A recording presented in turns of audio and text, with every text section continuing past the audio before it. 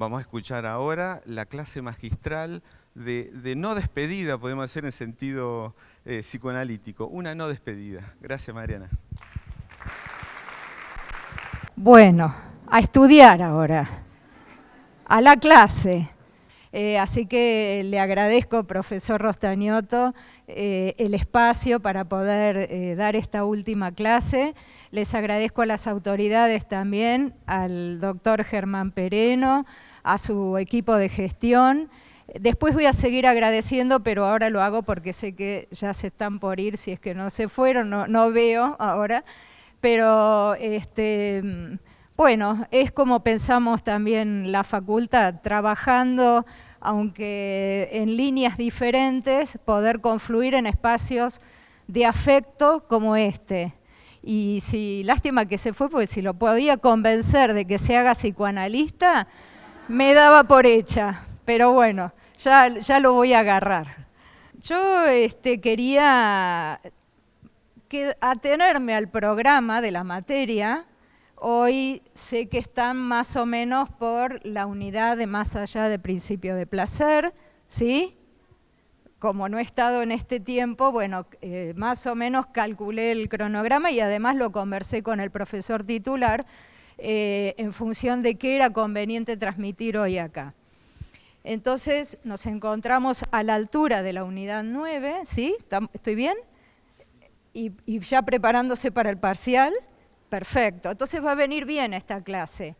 Y a los que me escucharon en pandemia, también quiero darles un reconocimiento especial de haber llegado hasta donde llegaron y ahora nos estamos viendo con los cuerpos presentes. Tengo el recuerdo más lindo de ustedes, no sé quiénes son, no los identifico, pero el trabajo que hemos hecho en pandemia va mi reconocimiento también por la paciencia que han tenido. Bueno, entonces decidí respetar mi propio programa, tal vez después venga otro, en mi último teórico, pero quisiera ofrecerles algo más de este programa que había escrito en su momento, este programa de la materia, y es la posibilidad de transmitir algo de la operatividad del psicoanálisis en la actualidad y tomando los conceptos propios de la unidad. Así podemos pensar un poquito más allá de lo que ustedes van a tener que estudiar para el parcial y después para el final. Lo primero que me gustaría decir es que las formas del malestar en nuestros días han cambiado, eso lo hemos dicho desde el primer teórico. Han cambiado respecto de lo que se daba en la época de Freud, ¿no?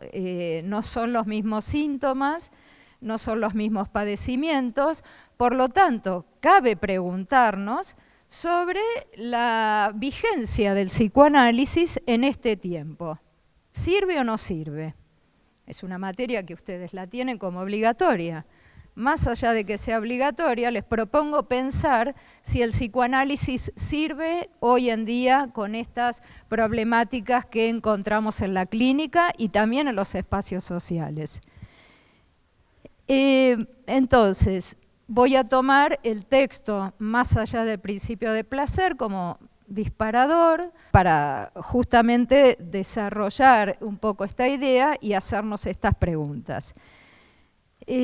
Como fuimos diciendo en las primeras clases, Freud va a desarrollar su teoría, va a iniciar su teoría en un momento en donde la represión estaba a flor de piel. Era el momento de la época victoriana, la época en donde no se podía hacer nada, no estaba permitida a nivel social, se hacía pero a escondidas, o tal vez se hacía menos, ya sea la sexualidad, la libertad de elección en la orientación, el género ni siquiera era una cuestión a pensarse, pero además Freud desarrolla, inventa el psicoanálisis y por lo tanto el concepto de inconsciente en un momento también que había un fuerte antisemitismo en la Europa central, en Viena, donde él trabajaba.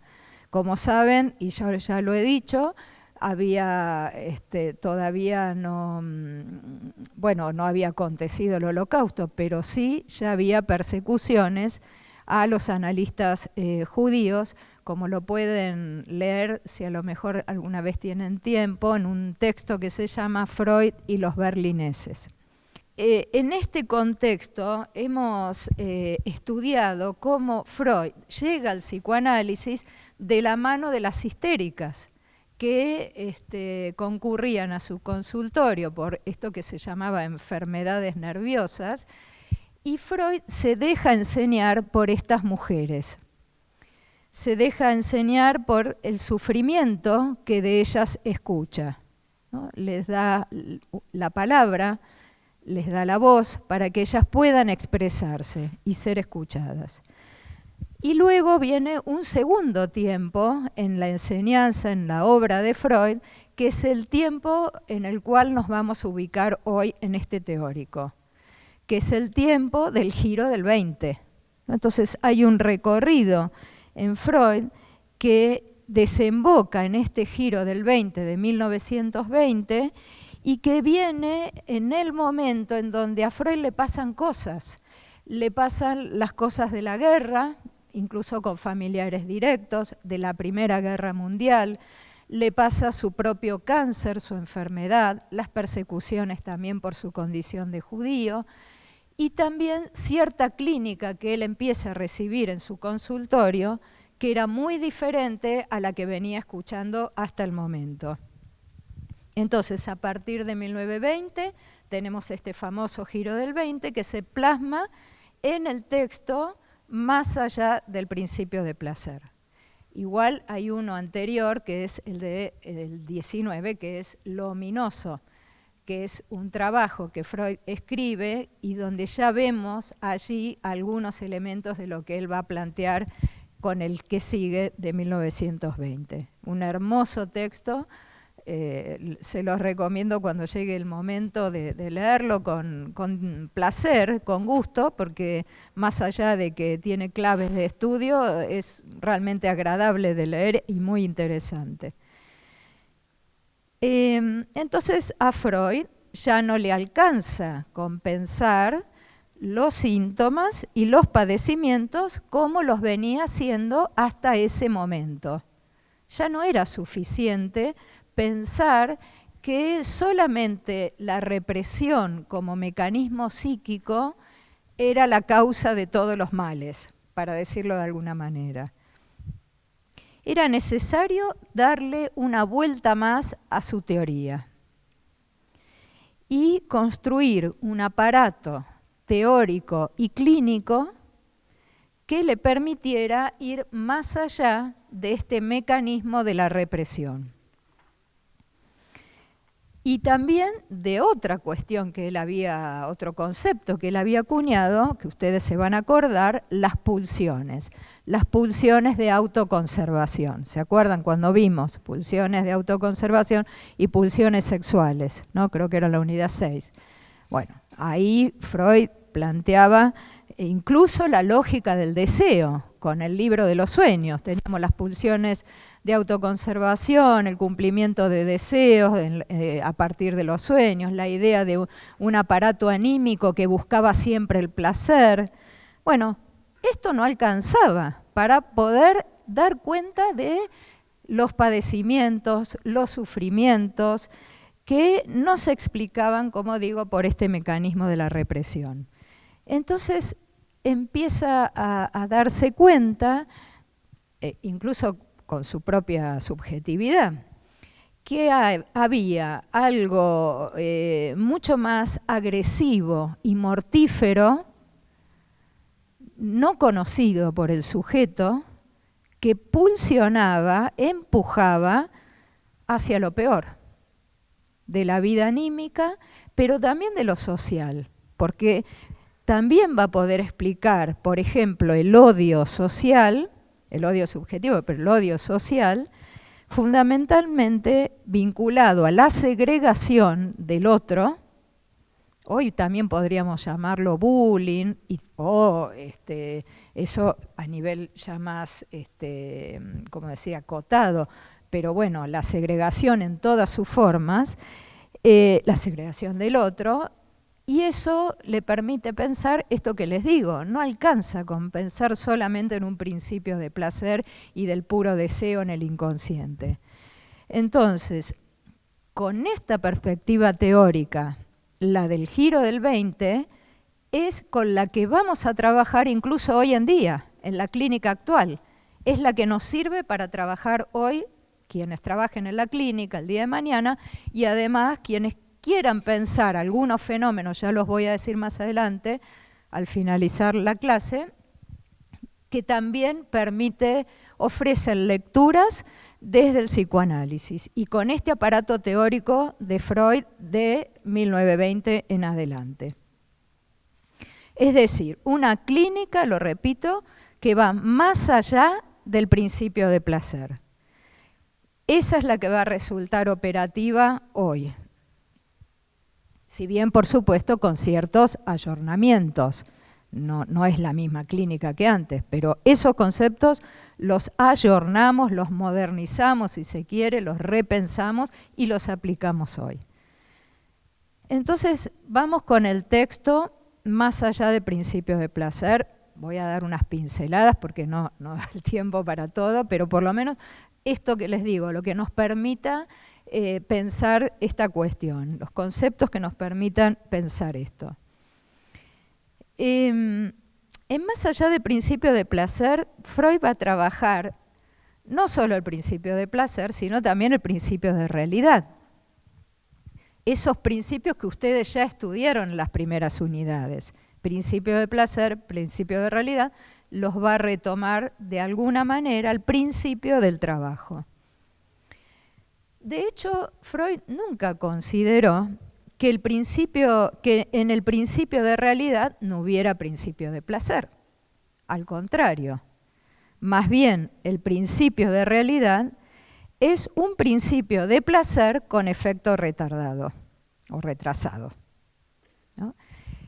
Pero, antes voy a decir una cosa, recordemos que hasta ese momento había algo que Freud postula, pulsiones y destinos de pulsión y en algunos otros textos de la época, que es la idea de que teníamos un aparato anímico capaz de buscar permanentemente la ausencia o la quietud en lo que son las intensidades de los estímulos, de todo lo que tuviera que ver con mantener al aparato anímico en estado de excitación. Entonces, para Freud había un principio que también que tiene que ver con eso, que lo llama principio, o toma el nombre de principio de constancia o de nirvana. La vez pasada teníamos un compañero que nos dio una clase sobre el principio de nirvana y qué era el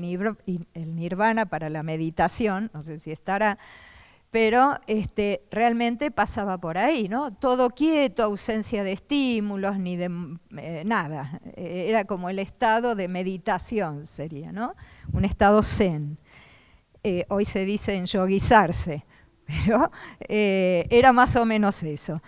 Entonces, Freud planteaba esta idea hasta ese momento, pero como digo, termina viendo que hay una fuerte tendencia al principio de placer, sí, es verdad, pero también existen fuerzas contrarias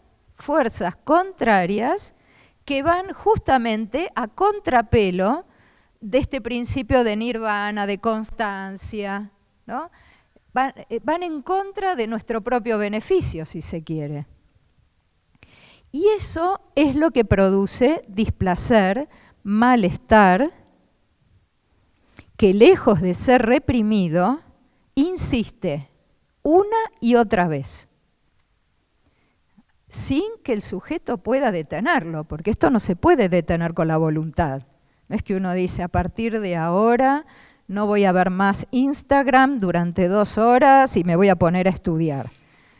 No, Esto insiste y cada día las 2 horas de Instagram están. Y eso posterga el momento de estudiar, supongamos, por decir un ejemplo sencillo, y ya voy a ir a otros más.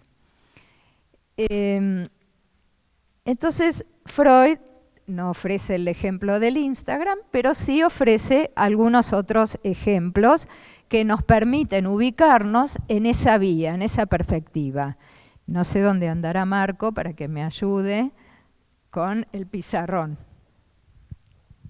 Así no voy y vengo.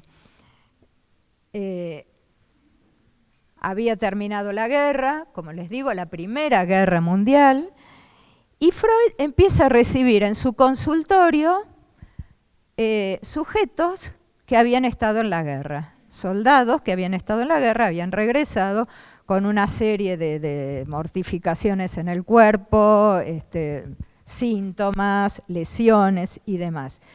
Y entonces se da cuenta que estos sujetos, lejos de reprimir, como debería ser de acuerdo al principio de placer, lejos de reprimir esos recuerdos, por el contrario, esos recuerdos insistían, aparecían una y otra vez, por ejemplo, en sus sueños.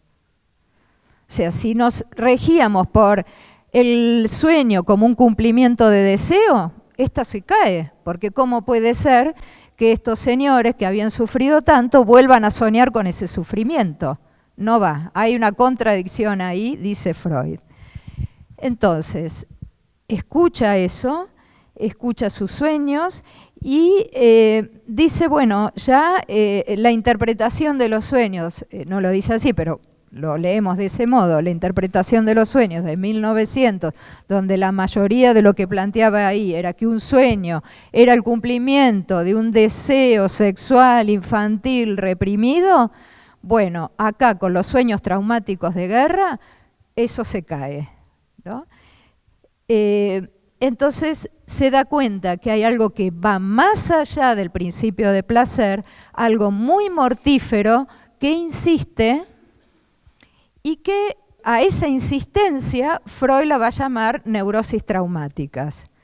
Es decir, no se trata de pensar ya el síntoma como un trauma reprimido en la infancia, sino como algo real que tocó el cuerpo del sujeto. Y a partir de ese acontecimiento traumático hay algo que insiste y se repite en los sueños, pero también en los síntomas. Esto yo lo voy a dejar acá, pero es algo que nos va a permitir entender una concepción de Lacan que tiene que ver con lo pulsionar mortífero que subyace en cada uno, ¿no? Entonces, eso ya, bueno, y el corrimiento de la teoría del trauma a la teoría de la fantasía, pero después sí al trauma que implica la pulsión de muerte. Me estoy adelantando, pero hay ahí un recorrido a realizar que no lo van a ustedes a ver en este año, seguramente más adelante, a lo mejor en alguna otra instancia de formación. Entonces, punto 1, primer ejemplo de los que trae Freud, los sueños traumáticos que van más allá del cumplimiento de deseo. Punto 2, o ejemplo 2. Hay varios, yo voy a tomar 4, pero tomo un segundo ejemplo. Y ya se corre de esta cosa de los sueños traumáticos, del padecimiento de la guerra y de este tipo de patologías, si se quiere, se puede llamar así, y se centra en el juego del niño. Freud se centra en el juego del niño que era su propio nieto. Lo observa él a su nietito y se da cuenta que, bueno, empieza a observar y vieron cómo hacen los niños muy pequeñitos antes de los 2 años, que lanzan los juguetes al vacío y eso es una diversión, es una experiencia de satisfacción. Entonces, este niño lanzaba los objetos al piso, ¿no? Los arrojaba desde su cunita, por ejemplo. Y cuando lo hacía, cuando lanzaba el juguete o el objeto, el niño profería como un sonido y era "oh". Oh, entonces la madre interpreta que ese O era fort, que es se fue. En alemán, bien es, podemos poner fort ahí. Es decir, se va, jugaba con los objetos que se iba. Un buen día tenía un carrete con un hilo y entonces lanzaba el carrete y después lo traía hacia sí. Da, ¿no? La vuelta, acá está. Y así es como tenemos la idea del fort da. Este fort da, que es el juego del niño, nos sirve para un montón de cosas en la clínica de hoy. Así como lo escuchan, una cosa tan sencilla, eso después lo vamos a abrir un poco y es la idea de, como dice Freud, se pone el sujeto en una posición activa. Repite el sufrimiento de la partida de la madre en el juego simbólico, pero de una manera activa. Yo mismo te he hecho.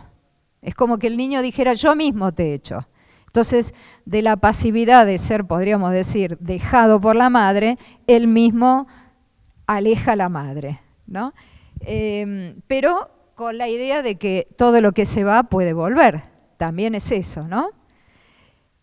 Así que ahí tenemos lo que Freud ubica como un admitir sin protestas la partida de la madre en función de que simboliza con un juego el trauma o la angustia que le produce esa desaparición materna, ¿no? Vemos de vuelta la repetición en el fort da. Y que de alguna manera podría ser parecido a lo de las neurosis de guerra, pero solo que de otra consistencia, ¿no? y de otra calaña. Pero la misma repetición, la misma raíz de repetición. Otro ejemplo que nos va a dar Freud es algo que él le llama compulsión de destino. Pues una forma metafórica, no es que tenemos un destino religioso en la vida, pero lo dice así, como que hubiera personas, todas las personas nos pasa en mayor o menor medida, que de alguna manera nos la arreglamos o nos empecinamos en producir situaciones, comportamientos, actos que se repiten en nuestra vida. Ya sean los lazos de amor, ya sean los lazos de amistad, sociales, ya sea con el trabajo, las prácticas que uno tiene. Hay algo como que vuelve a ocurrir, que insiste sintomáticamente. A ver, piensen ustedes en las personas que eligen como pareja a alguien que las maltrata siempre, ¿no? Cambian de pareja y se encuentran con que cada vez, al principio era tan bonita la persona, tan bien que me trataba, y de repente un buen día para el otro empieza a aparecer un maltrato y el sujeto se queda ahí. No es que se va rápidamente, a veces sí se van rápidamente, pero otras veces se quedan al lado de alguien que maltrata. Entonces, uno escucha uno lo escucha en el consultorio, tengo mala suerte en el amor. Pero tengo como si llegara así una cosa no sé, del cielo, que las personas justamente tienen un imán, dicen algunos. Sí, de alguna manera hay algo de eso, de un imán, de una elección inconsciente de aquellas personas que... ahora después les voy a traer una viñeta clínica un poco sobre eso, que terminan produciendo mucho sufrimiento en esa persona. Y no es mala suerte. Se trata de algo que empuja a esas elecciones, algo inconsciente que empuja a esas elecciones, de pareja, por ejemplo, en este caso, aunque conlleven más desdicha que placer. Eso podríamos ponerle compulsión de destino, como para un título que es el que Freud y simplificar. Un cuarto ejemplo que nos va a dar Freud tiene que ver con algo que ustedes ya estudiaron y es la transferencia, ¿no? Hay una repetición en la persona del analista durante la cura analítica, una repetición del modo de enlazarse o de vivencias pasadas con las primeras figuras parentales o con el otro de los inicios, y vivencias que se enlazan con eso, que pueden haber sido muy displacenteras o no, pero supongamos en el caso de que sí, displacenteras o dolorosas, y que eso se repite en la figura del analista, en el lazo con el analista. Entonces, por ejemplo, si alguien no fue, lo suficientemente escuchado en la vida o desalojado del amor del otro, tal vez bajo transferencia sienta que el analista no lo escucha lo suficientemente, o que no lo quiere tanto, o que no lo aloja, o que lo rechaza. Y eso muchas veces, si no se sabe maniobrar con esa transferencia negativa, repetitiva de lo pasado, el sujeto ¿qué hace? Abandona el análisis. Entonces, bueno, por eso es que la escucha analítica tiene que ir muy, muy precisa, muy aguda, a cómo se enlaza el sujeto transferencialmente con el analista, porque ahí hay una matriz y un modo del lazo con el otro, con el objeto, digo objeto, pero bueno, es otra cosa, que nos da pistas para la cura, ¿no? Porque hay algo de eso que se repite, ¿no? Entonces vemos con estos ejemplos que estas repeticiones, algunas de ellas se tornan muy excesivas. Algunas son más o menos inofensivas, pero hay otras que son excesivas, las repeticiones. Y por eso le ponemos el nombre de compulsiones, ¿no? Ustedes ven que en el texto va y viene con repetición, compulsión, qué es una cosa y qué es la otra, ¿no? Nos preguntamos. Podríamos decir eso, es una lectura, que lo compulsivo tiene que ver con el exceso. Lo repetitivo tiene más que ver, a veces incluso con el placer. Ya vamos a ir a eso. Bueno, por ejemplo, a ver, tomar una copa de vino con las comidas puede ser un ritual placentero del lado del deseo. Un chocolatito. Pero perder el conocimiento porque se ha bebido demasiado y terminar en no sé qué calle desmayado, eso está del lado del exceso. Entonces vemos, una cosa es una repetición placentera que se disfruta y otra cosa es algo que nos pone del lado de lo mortífero. ¿Sí? Eso es compulsivo porque no se puede parar de hacer.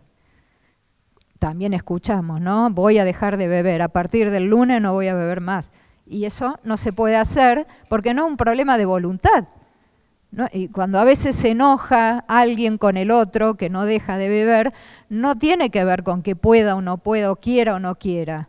Tiene que ver con esto que insiste, que va más allá del principio de placer y que por eso se necesita ya de una ayuda de otro tipo, no de la buena voluntad y compañerismo, ¿no?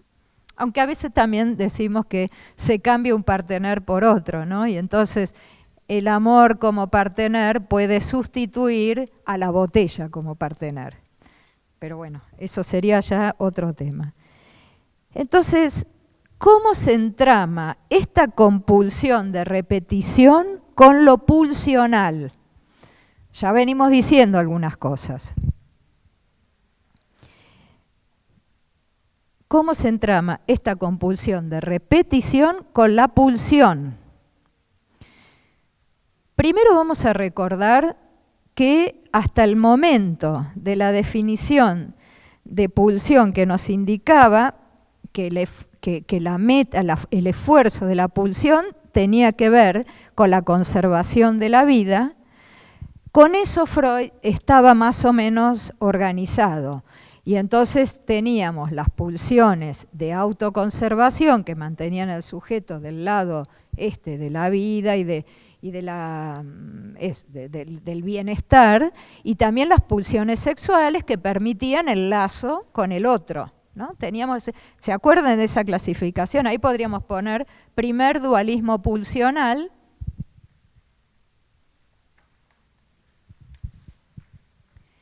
donde el esfuerzo, eso no hace falta que lo pongas, pero solamente poner primer dualismo pulsional, pulsiones de autoconservación, pulsiones sexuales. Dualismo porque son dos formas de pensar las pulsiones, como las plantea Freud en Pulsiones y destinos de pulsión o en 3 ensayos. Así, hasta ahí estábamos más o menos tranquilos. Pero con esta nueva concepción teórica de más allá de principio de placer, Freud nos va a decir que además hay algo inherente a lo orgánico vivo que intenta permanentemente la reproducción de un estado anterior.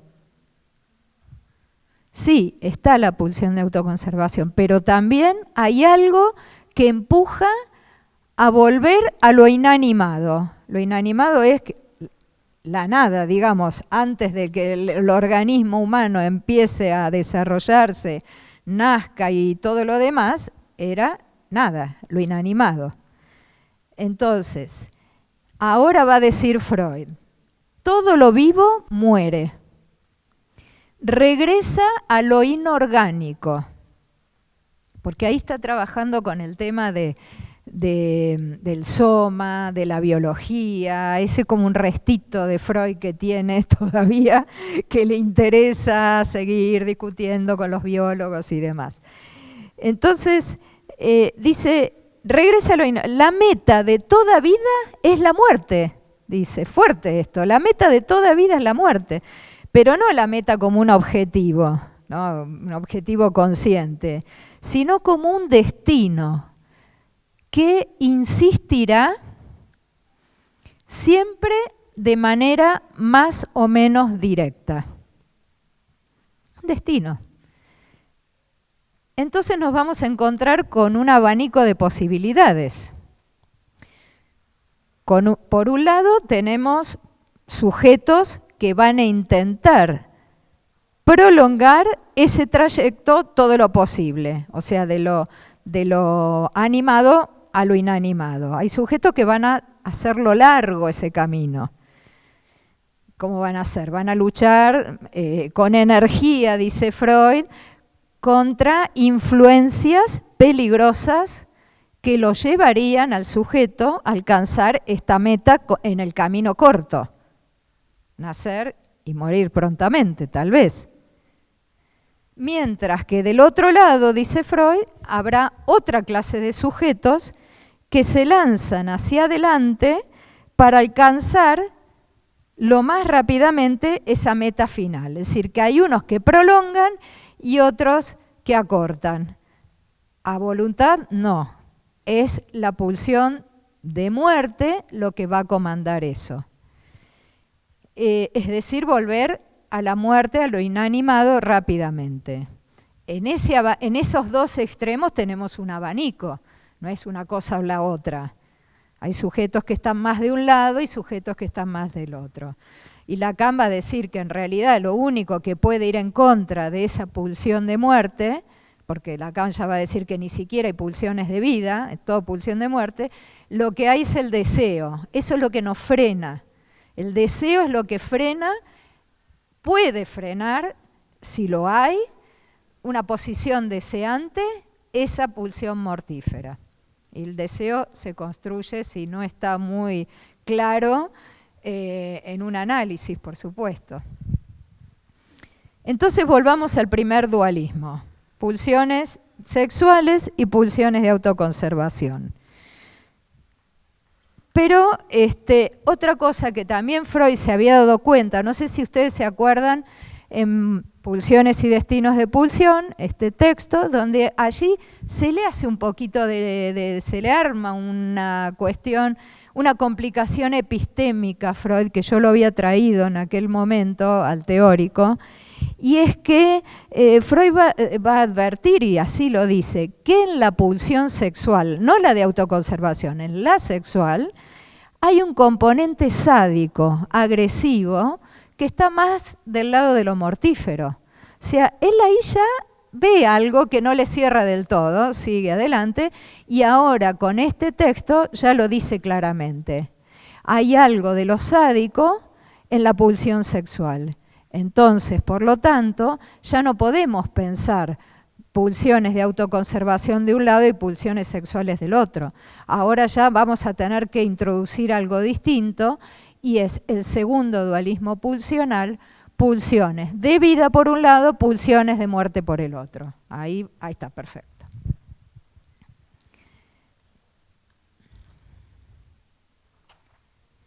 Donde, como dije, en aquellas pulsiones que orientan hacia la vida, encontramos caminos más largos y antes de llegar a la muerte, mientras que las pulsiones de muerte lo acortan a ese camino. Y porque, como ya estudiamos también, la pulsión siempre se satisface. Esa es una de las características de las pulsiones, se satisface. Pero satisfacer no quiere decir cosas buenas solamente. A diferencia del deseo, ¿no? De vuelta, el deseo siempre es deseo de otra cosa, nos dice Lacan desde el principio. Deseo es metonímico. Quiero esto, después quiero lo otro, pero desde la manera, desde otro lugar, por ahí más desde el lado de la repetición tal vez. En cambio, la pulsión, como siempre se satisface, a diferencia del deseo, se va a satisfacer también en el displacer. Se va a satisfacer en el sufrimiento. Por lo tanto, aunque provoque sufrimiento eso, hay satisfacción en el displacer. Y eso es lo que Lacan va a llamar goce, el famoso goce. Ese es el goce lacaniano, no es el goce de comerme un helado, no. El goce es esto, satisfacción en el displacer, sufrimiento. Hay sufrimientos y sufrimientos. Hay goces que van del lado de un goce vivificante, más de la vida, pero el goce, ese es el que está acá ya anticipando Freud. Y como decía, por supuesto no es lo mismo repetición que compulsión de repetición, porque se pueden tener actos repetitivos del lado del placer, del deseo y de la vida, y la cuestión es cuando eso se convierte en excesivo, como ya dije. Pero, independientemente de que nos ubiquemos del lado del exceso o no, de lo que se trata, y acá vuelvo a Lacan, sería del goce opaco de todo síntoma. Hay un goce opaco, que no tiene que ver únicamente con lo reprimido, las palabras reprimidas, no, hay algo que queda por fuera de lo reprimido. Esa opacidad del síntoma también estará vinculada para Freud con un fenómeno que él descubre y es el que él llama como reacción terapéutica negativa.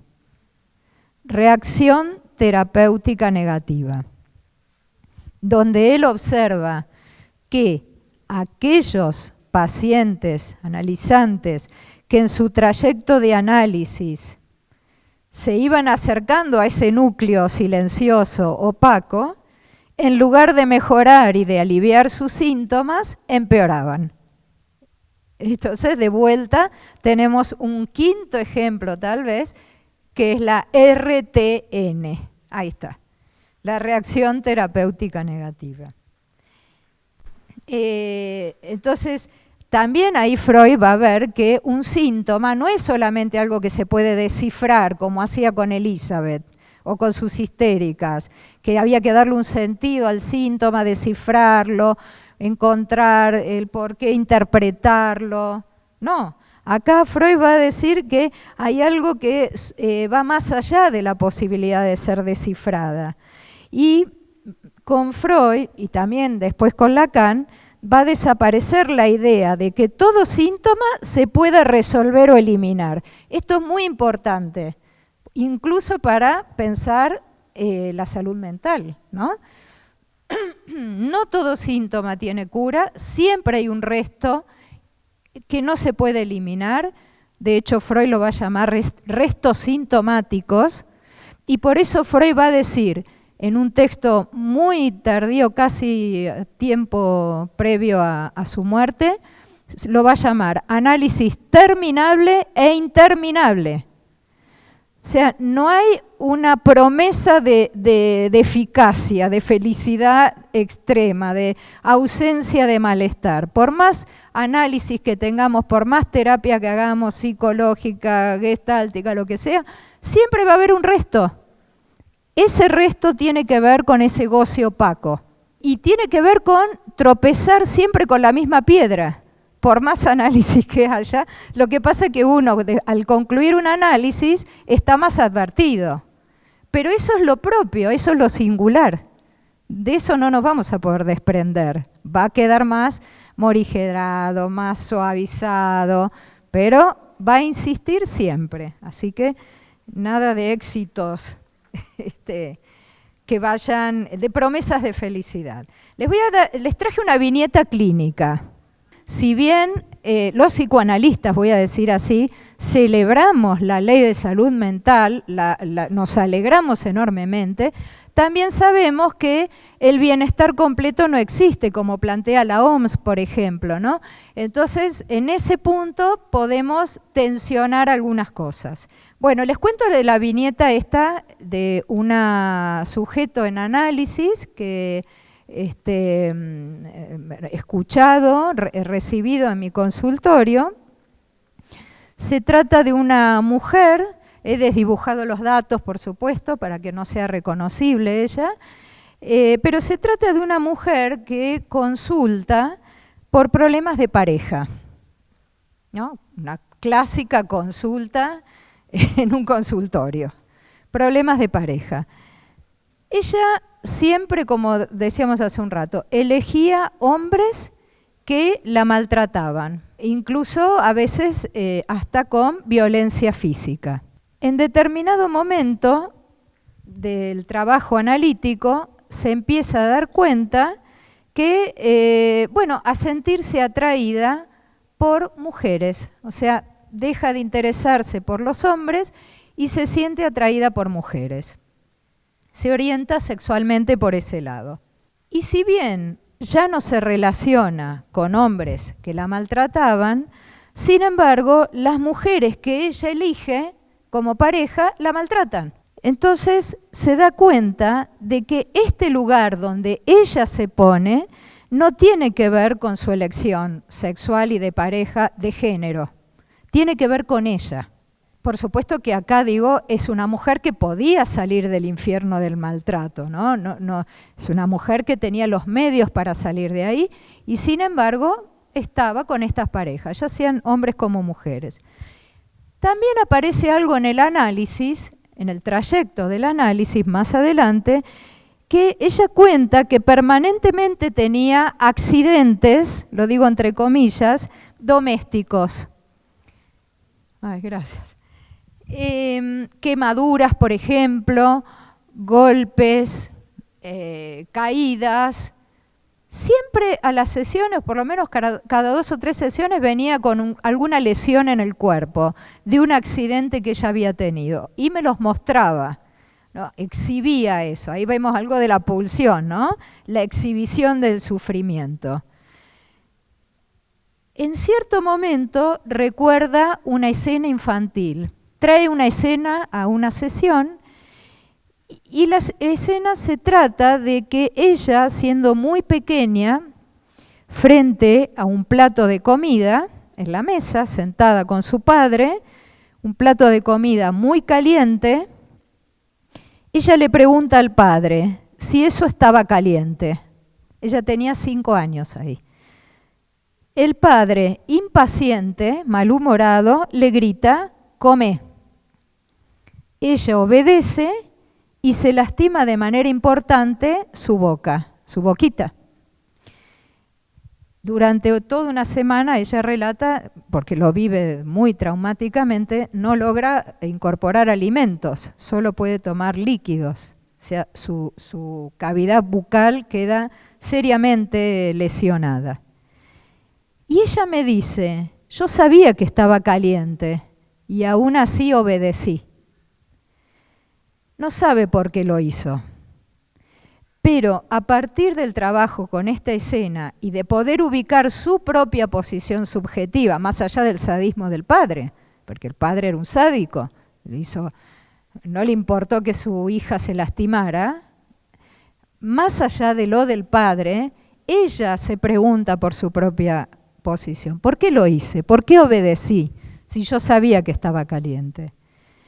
Y eso hizo que pudiera subjetivar que había algo en ella muy propio que la empujaba a obedecer una ley insensata, totalmente insensata, superyoica, que la obligaba inconscientemente a elecciones de pareja crueles y a lastimarse accidentalmente, compulsivamente. Es decir, ella se sigue comportando en la vida como frente al plato de sopa. Es interesante porque a partir de que ella puede despejar eso, sus relaciones de pareja cambian y ceden de manera llamativa este tipo de accidentes, ¿no? Es un trayecto, después sigue el análisis, pero quería ubicarme en esto para poder entender con estos conceptos cómo se juega la responsabilidad subjetiva en una persona. ¿Se entiende? Entonces, acá vemos claramente cómo se satisface compulsivamente la pulsión de muerte. Hay satisfacción en el displacer. Se satisfizo la pulsión. Este es un caso que podría considerarse como uno de cualquier época, ¿no? Podría ser de la época de Freud, podría ser de cualquiera, incluso de esta, porque es un caso de esta época. Pero hay otro tipo de casos que son propios, más propios de esta época. Son casos que encontramos en estos últimos tiempos y no tanto en la época de Freud, incluso en la época de Lacan. Hoy lo que vemos es que la cuestión pasa por el exceso. Está esto que decimos, pero hay algo que predomina y que es el exceso al consumo. Hay un exceso al consumo, es lo que vemos. Digamos, podemos decir, bueno, lo de la caída del padre, el malestar actual y de la subjetividad de la época, podemos decir de distintas formas y tensionar eso y hasta cuestionarlo, pero lo que no podemos cuestionar es el exceso de la época, el empuje al más y al más, ¿no? Es ese empuje de la pura satisfacción, donde los objetos del mercado, como el consumo de fármacos, de drogas, de imágenes, de pantallas, los juegos de riesgo, el exceso de las redes, todo eso no estaba antes, es la clínica de hoy. Y este exceso se sostiene en gran parte en el capitalismo. Es así. Este capitalismo, el salvaje y el no tan salvaje, que ha captado este modo de satisfacerse de los sujetos y permanentemente nos está ofreciendo objetos de consumo. El mejor teléfono, el mejor otro pantalón distinto, otra moda, qué sé yo, otro auto. Objetos que se repiten también y que nos ofrecen para captar eso de lo que no se puede evitar, sobre todo la gente que la compulsión pasa por ahí, por consumir, comprar y demás, pero también consumir sustancias. Ya cada vez hay más distintas formas de sustancias que los sujetos consumen compulsivamente. ¿Y esto por qué? Una posible interpretación, y no es la única, podríamos decir que tiene que ver con cierta caída de algunas instituciones que antes funcionaban.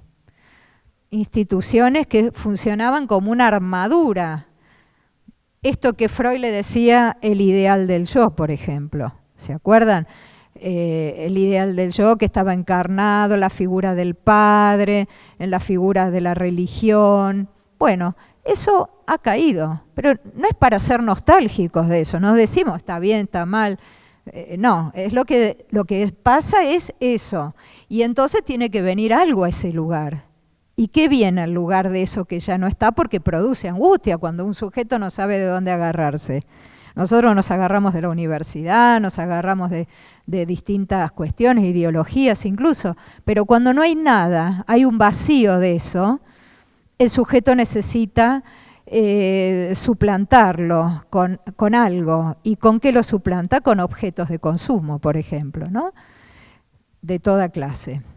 Entonces, eso es algo de ahora, de esta época, y es con la clínica con la que nos encontramos. Lo que también uno puede ver en esta extensión masiva que podríamos decir de toxicomanías, pero toxicomanías, bueno, no está Pía Marchese, que es especialista en el tema, no es solamente alcohol y drogas, hay otras formas. Uno se puede intoxicar con agua, si el agua está prohibida para ese sujeto a nivel de la salud. Vemos que hay un predominio de la satisfacción vía los objetos pulsionales. Nosotros estudiamos con las pulsiones, la pulsión, bueno, Lacan habla de la pulsión de ver, la pulsión de escuchar, pero también teníamos el objeto anal. ¿Se acuerdan de 3 ensayos cuando habíamos trabajado con esas fuentes y esos objetos? Entonces, el objeto oral, el objeto mirada, el objeto voz y el objeto anal. Por ejemplo, para lo oral podemos pensar que encajaría muy bien con el consumo de tóxicos, con todo lo que pase por la boca, hasta con la palabra, con el exceso de palabras, ¿no? Con el objeto anal podríamos vincular la idea de la acumulación desmedida de riquezas, en detrimento de la pobreza de otros. Con el objeto mirada podríamos pensar en el exhibicionismo, la mostración, el exceso de imágenes, de pantallas, el narcisismo imperante de la época. Con el objeto voz, que es lo que comanda el superyo, podemos pensar en esto que venimos trabajando, algo que empuja ferozmente hacia los fanatismos, por ejemplo. Hay que hacer esto, hay que hacer lo otro. Los líderes mesiánicos, esos líderes que se creen Dios, las religiones extremas y aquellos sujetos que buscan barrer con todo lo hecho, podemos decir así, ¿no? Con todo lo obtenido y conseguido a nivel de lo social. Esto, y ya me voy apurando un poco, ya que tomo el tema de las pulsiones, cuando ustedes lean más el yo y el ello, en la otra, dentro de 2 unidades, van a trabajar la cuestión de las 2 vertientes del superyo. Un superyo que va por la vía del deseo, de la ley del padre, de lo que se recibe como herencia simbólica, de lo que nos permite vivir en una sociedad, de comportarnos en la civilización, heredero del complejo de Edipo, es una vertiente, ahí podríamos poner, vertiente, por ahí más arriba, bueno, por rato eso, vertiente, parezco Cristina con Pedro. Perdón, Marco, pero la vertiente que es la heredera del complejo de Edipo, del superyo, y la vertiente sádica. Esa es otra vertiente del superyo. Me metí con el superyo, pero porque necesitamos ese concepto para terminar de ver esto. El superyo que lo vamos a ver en el texto, el yo y el ello, ¿no? Que no está en el título del yo y el ello, pero de lo que más habla Freud es del superyo. Entonces tenemos una vertiente del lado más del deseo y de lo simbólico, de lo que le permite al sujeto hacer, y la vertiente tiránica es la voz que empuja. La voz que empuja lo peor. Hay un mandato, porque el super-yo, no olviden ustedes que tiene que ver con la ley, ¿no? Es lo que encarna la ley, el deber ser en términos kantianos. Entonces, esa vertiente del super-yo es la que empuja y ordena al sujeto incluso a lo peor. La otra no, a lo bueno, pero esta otra parte del super-yo a lo peor.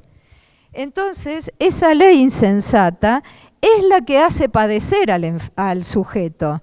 Y Freud dice, el sujeto no se siente, no siente esa voz, pero se siente enfermo, siente que padece.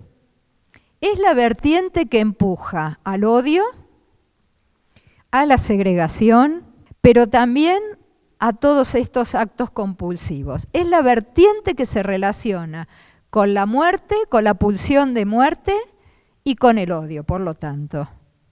Bueno, eso lo van a ver con más detenimiento en el teórico, con el profesor, sobre super-yo y el yo y el ello. Yo quiero decir algo muy importante para terminar el teórico, pero antes de eso, si hay alguna pregunta, puedo tomar una o dos preguntas para después darle un cierre a la clase de algo que es, bueno, para mí fundamental y no me quisiera ir de este aula sin decirlo. Que con respecto a que en la época de Freud había ciertas instituciones que eran más rígidas o que hoy en día ya no están más, ¿implicaría que esto de que el super-yo sea más permisivo o que esté más debilitado de alguna forma? Mi pregunta es respecto al ejemplo que diste de la paciente. Yo sé que me estoy desviando un poco del tema, pero hay un texto en la unidad 11 que se llama Economía del masoquismo. Mi pregunta es, Freud distingue tres tipos de masoquismo, el erógeno, el femenino y el moral. En esto de que la paciente siempre elegía, digamos, a las parejas que la maltrataban, yo quería saber qué tipo de masoquismo podríamos clasificarlo y el hecho también de que se autolesionaba, ¿no? Me parece que son más erógenos y morales. Pero nada, quería saber de eso y quería también preguntar sobre el sadismo del super-yo. Vos estabas hablando de eso y me parece interesante meter ese tema y no sé. Yo tenía otra duda, profe, que era preguntarte si esa vertiente sádica del super-yo es más primitiva que la del complejo de Edipo, si es la piedra angular del super-yo, digamos. Ya que estamos. A mí me quedó una duda, cuando leí el texto habla como de angustias, ¿no? Y da como diferentes tipos de angustias.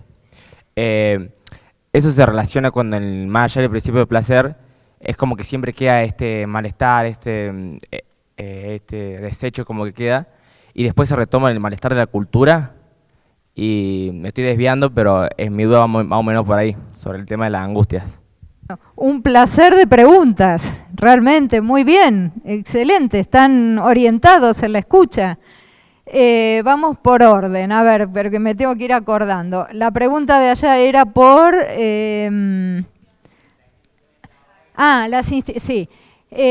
Claro, efectivamente, al no estar esa idea del ideal, ¿no? Del ideal del yo con esa serie de principios y valores que antes estaban y ahora frente a la caída de esos ideales, es decir, eso que encarnaba el super-yo benevolente, lo que cobra, lo que recrudece es el otro super-yo, el super-yo mortífero, el que empuja como ley insensata. Insensata, no es una ley que oriente al sujeto de la buena manera, es una ley que es propia, es del sujeto, no es el otro que me dice solamente, como está el caso de esta paciente, pero no está dentro nuestro. Y ahí está lo pulsional mortífero. Eso, de eso se defiende el sujeto. Cuando hablamos del concepto de defensa, que ya lo verán más adelante, ya no es la defensa que decía Freud desde el principio, es la defensa frente a lo más pulsional. Lo traumático es la pulsión de muerte, y eso es de cada uno. Y por eso está del lado de la vertiente sádica. Y ahí va un poquito con la pregunta del compañero, que justamente ese super yo tiránico es el más primitivo, porque hunde sus raíces en el ello. Incluso Freud lo dice en Introducción del Narcisismo, de alguna manera, ¿no? Es el más cercano a lo caótico, a lo que no tiene palabras, no tiene significantes, y por eso es insensato. Con respecto al masoquismo, acá tendríamos que hacer todo un detalle, un desarrollo. Es cierto, no son todos iguales los masoquismos, no es lo mismo el masoquismo erógeno, el masoquismo primordial y la posición masoquista en la que puede ubicarse un sujeto. Y no tiene que ver con lo femenino. Puede ser que Freud diga masoquismo femenino, pero el masoquismo femenino está en los hombres también, para decirlo de alguna manera, ¿no? Ah, lo de la angustia, claro, es que justamente al no estar más esto que sostenía, porque está la angustia traumática, está la angustia frente a lo desconocido, pero también hay una angustia de base que puede acontecer, más o menos, en la vida de las personas, cuando hay un vacío muy grande, un agujero muy grande, que no está relleno de nada, ni de ideales, ni de figuras. Entonces, como no hay nada, hay montos muy grandes de angustia que el sujeto va a tener que ir buscando gracias a un análisis y a veces con medicación también, vamos a decirlo, ¿no? Claro, la señal de angustia es el apronte angustiado, ¿no?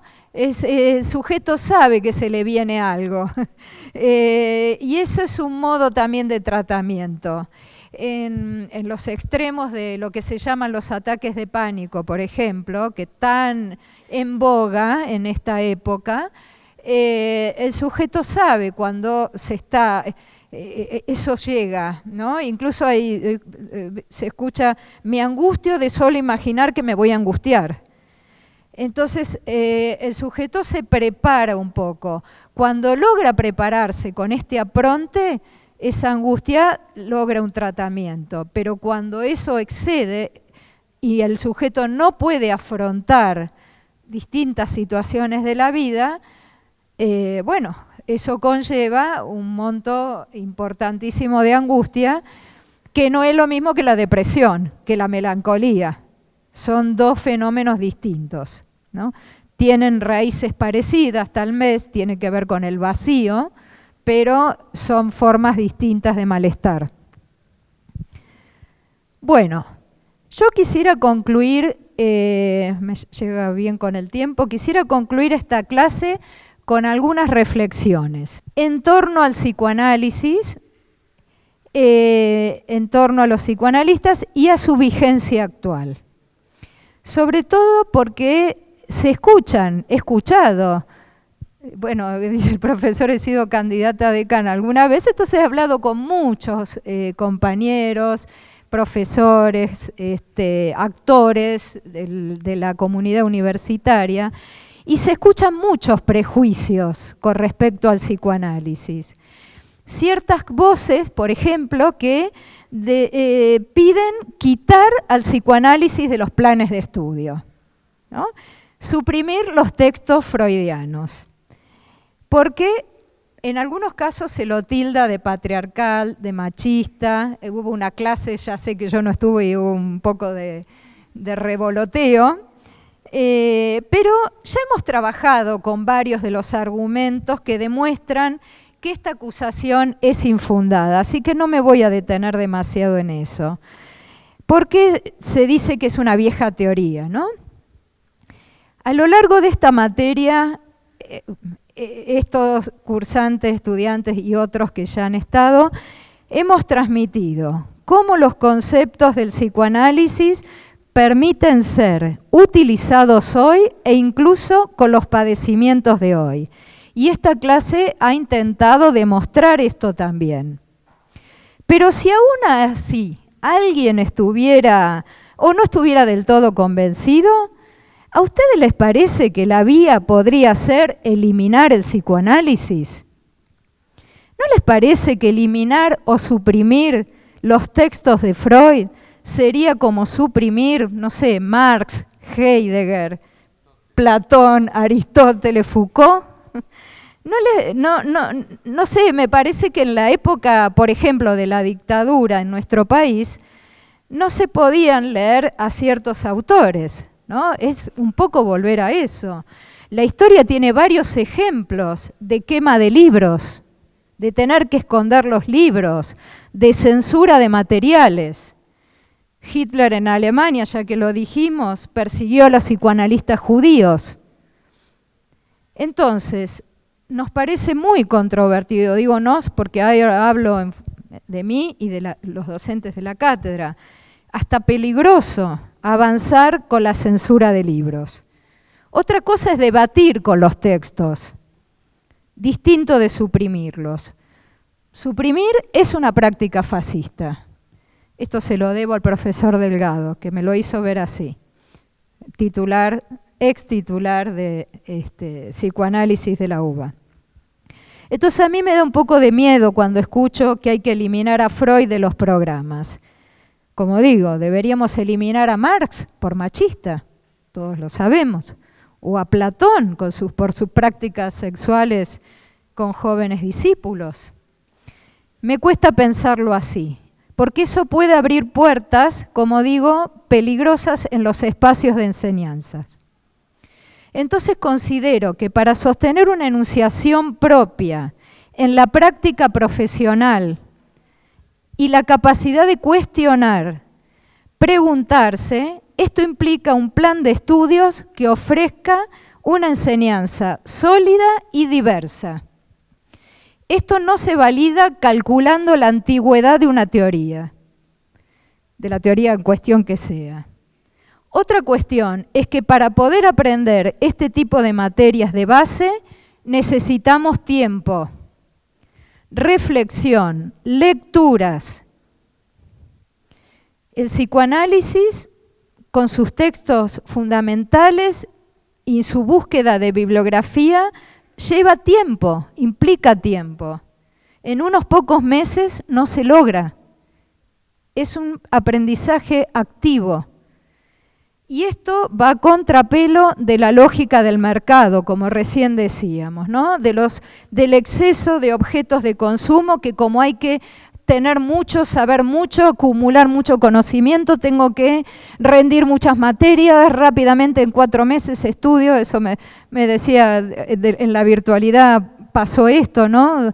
Rindo y rápido termino la carrera. Eso es lógica del mercado, exceso, acumulación. El mercado del consumo va en contra del saber. El mercado del consumo lo que quiere es que rápidamente consumamos otra cosa, pero para saber hay que estudiar y detenerse en un texto que lleva tiempo y nos hace rompernos la cabeza tal vez, ¿no? Es más fácil decir que Freud es viejo o caducó que rompernos la cabeza estudiando. Entonces, ¿por qué Freud en la facultad? Parafraseando a Freud, porque considero que es necesario y es legítimo. Es necesario porque el psicoanálisis es un discurso que permite algunas cuestiones, no todas. A nivel clínico, como lo hemos dicho, no hay dudas de su verificación, de su eficacia, pero también sabemos que hay imposibles. Hay algo intransmisible en la universidad del psicoanálisis, respecto del psicoanálisis, que se aprende en las supervisiones, en el propio análisis. No todo puede ser transmitido del psicoanálisis en la universidad, pero sí está muy bien conocer sus herramientas teóricas. Y también en la universidad vamos a estudiar los textos y vamos a aprender con ellos a hacer lecturas de lo social, los textos psicoanalíticos, de lo político, del arte, de distintos aspectos de la cultura. Por ejemplo, pensar la problemática de los derechos humanos desde la óptica del psicoanálisis puede ampliar la mirada sobre los crímenes de lesa humanidad. Los traumas psíquicos acontecidos como consecuencia de la tortura y la desaparición de personas. Los efectos de la apropiación de menores, sus consecuencias en su trama subjetiva y familiar. La cuestión de las personas que delinquen, los niños en estado total de abandono y sus salidas posibles para sobrevivir.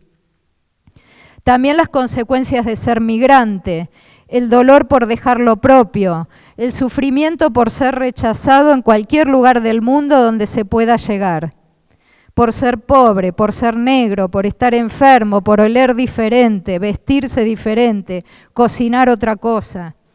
La problemática de la trata de personas. En fin, son fenómenos que el psicoanálisis aborda y hace sus lecturas.